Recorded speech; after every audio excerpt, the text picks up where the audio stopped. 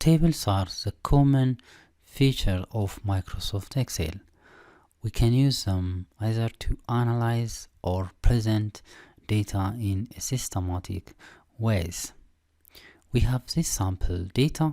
It is a small data, but we can use it to explore tables. Here in the Insert tab,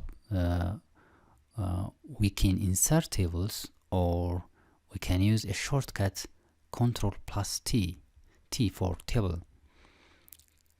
Click one of the cells of the table here, and we can click this table.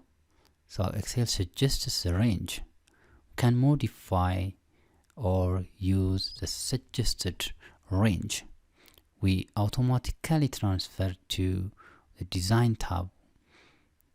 Click OK, and here we have the Design tab for the table. You can modify the table in many ways here. You can change the color of the table.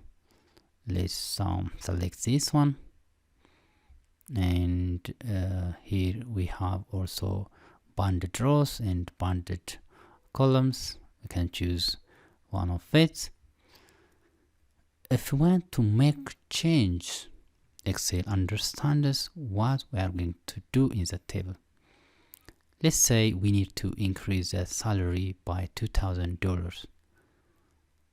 Let's insert that. Let's call this header new salary. New salary. Let's enter the formula here, the new formula, the base salary plus 2,000. When we press enter, Excel automatically enters the others. We can use also a feature called a slicer. Here is slicer. First, let's insert a new column, a department. Let's call this department. Now let's insert the slicer. Select this department. Like we can resize this, and we can select either to analyze our data. Engineering, marketing, sales, whatever we want.